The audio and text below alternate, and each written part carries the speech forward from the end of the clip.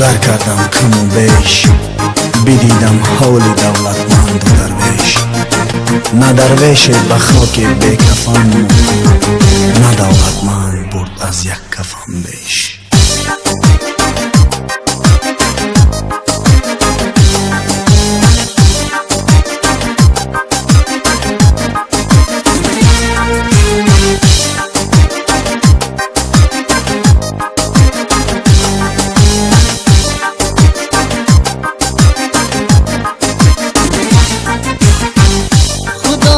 یاد کن باره کی میری، زی مردم پیش بود چند روزی پیری. زی مردم پیش بود چند روزی پیری. خدا بخشنده بود همه مهربان است. خدا بخشنده بود همه مهربان است.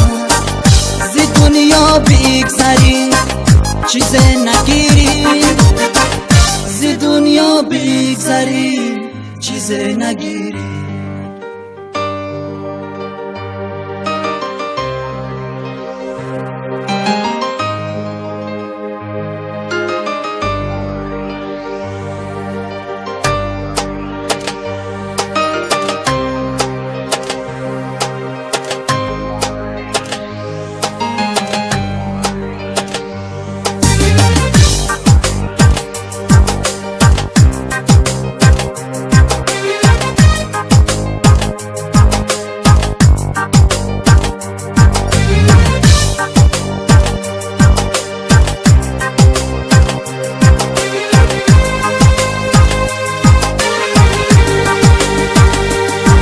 مسجد خدا جای دعا هست و نماز، نه جای سخن گویی به غیبت تو دراز. از کینه و بخل دلت را تازه نما، زیرا کی نماز به حق بود گفتنی راز. از کینه و بخل دلت را تازه نما، زیرا کی نماز به حق بود گفتنی راز. خدا را یاد کن باره کی میری، زی مردم پیش بود چند روزی پیری. زی مردم پیش بود چند روزی پیری. خدا بخشنده بود همه مهربان است. خدا بخشنده بود همه مهربان است. زی دنیا بگذری چیز نگیری، زی دنیا بگذری چیز نگیری.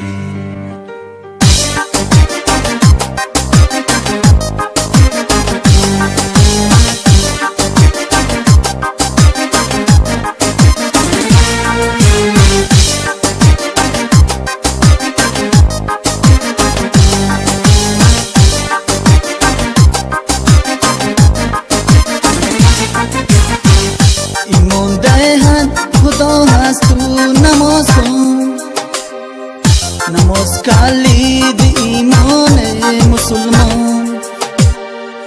صلوات خوان بر نام محمد صلی الله علیه و سلم، کی مستحکم بگردد نور ایمان.